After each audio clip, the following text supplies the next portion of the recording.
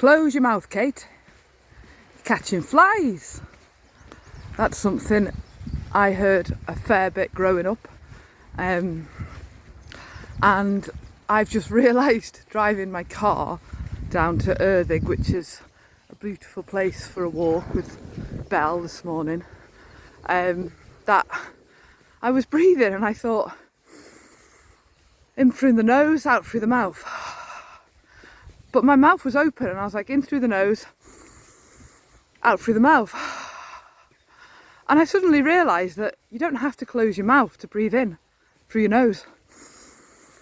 And being allowed to have my mouth open whenever I want to open is like, well, it made me cry, it made me emotional, it made me, obviously they're the same thing, it made me realise that a lot of my jaw problems over the years, so, oh my God, all the way up to having a head scan in one of them scanny things, loads of appointments, talking to dentists about braces because of teeth grinding and anxiety and closing the mouth and problems with tension, and I really do believe that a lot of it's all connected to keeping your mouth shut and not having your voice and just going along with stuff, and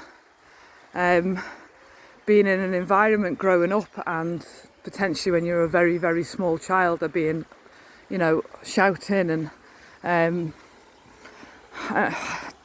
yeah, who knows, a lot of stuff really. Shit.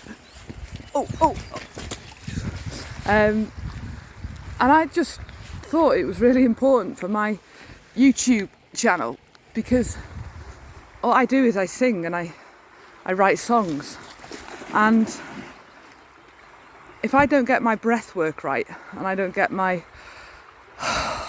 jawline right and I don't feel good here, which for many years I've thought I can't do that with the music, because I've got too much stuff going on with my jaw and it's just not been happy for a long time, and I've suffered a lot of left-sided tension, and I was at the osteopath yesterday having a massage and I've got really bad knots here and on my back that have been there chronically, she thinks, for many, many years, and I would imagine they've been there for, you know, potentially since childhood. I remember as a kid in school, well, probably when I was about 5 or 6, I couldn't sit on them mats where you'd put your legs in like a yoga position on the little mats in assembly. I'd have to always sit to the side because my left hip never worked like the right one, and I'm 44 now and all this left-sided tension is becoming like really evident, and I'm having to do a lot of work to undo that chronic tension, and I do believe I'm getting there. But this morning, realising that I can breathe through my nose and out my mouth, but with my mouth open, it sort of like creates like this extra space here. Whereas if you do it through your nose and with your mouth shut, you've got this look about you that's like a stern, like, and that's almost takes me back upsettingly to being a kid. And I actually remember time and time again people saying, close your mouth, Kate, you're catching flies. And I think I listened to them because I did close my mouth, and I think it's caused a lot of problems. So I suppose I want to say, you know, if you're an adult or a younger person, or you've got kids or anything, and you're saying to them, close your mouth, like breathe properly, it's like, leave them the fuck alone. Like, let them just breathe how they want to breathe. And if they want to sit there in their disposition with a face like this, maybe that's how they need to be naturally. Because I've got photos of me as a kid in school, and that is exactly my face. Like, it's almost like a face of wonder. And I am a very inquisitive person, like ask a lot of questions. I want to know answers. I want to get to the bottom of stuff. And I think that's my natural resting face, really. So, you know, if you're in school and someone, a kid or teacher or anyone, you know, says to someone, family members, anyone, like close your mouth, like you should breathe like this. Or even, you know, like it's so important to breathe properly and feel comfortable in your own skin and in your own breathing work. And I'm not saying that I know the answer to how to breathe perfectly for every human being, but all I'm saying is, surely to God, come on Belle, surely to God, it's better to breathe the way you naturally find a rhythm when you're a child. I don't know. But that's my experience anyway. And I felt like I wanted to come back into this channel and say the whole thing about me having ADHD. I've had 3 appointments with the doctor now, and she's pretty convinced I'm ADHD all over. We actually laugh about it, you know, the lists and the procrastination and the sensitivity to rejection and all this. But through my counselling and through my group that I go to and through understanding mental health more and doing the research I'm doing, I'm heavily convinced, like Tim Fletcher, the counsellor in Canada, that ADHD and all these different things are rooted in trauma. And trauma can be as simple as falling over when you're a kid and crying your eyes out and someone not coming back to you and saying, it's okay, we've got you. And you hold on to that trauma and you don't release it. Like everyone suffers trauma, but not everyone has, you know, 100% all the time people there going, we can deal with this, we can take it on board, we can be your guardian, your parent and look after that. And that's everyone. Everyone's probably got trauma in them, and everyone deserves to heal, and everyone deserves to be understood, and everyone deserves to be forgiven, I think. Not everyone. For yourself, and I'm understanding that now, that I forgive so many people around me that have hurt me because they're just unhealed. And that's not me being all like fucking, you're unhealed and I am. It's fact. It's basic fact. And unless you go, you know, you do the work and you go deep and you start understanding yourself, you're never going to understand anyone else and you're never going to forgive them.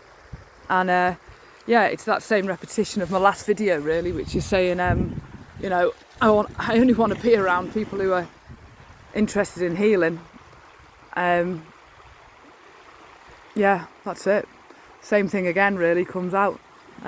Because the amount of damage that's done when you surround yourself by people who are just in denial and, you know, on their path of destruction and darkness, and you're trying to fight it and help them and, it's just, and put up with it and just keep that stern face of like, everything's okay, you know, we can get through this. It's like, no.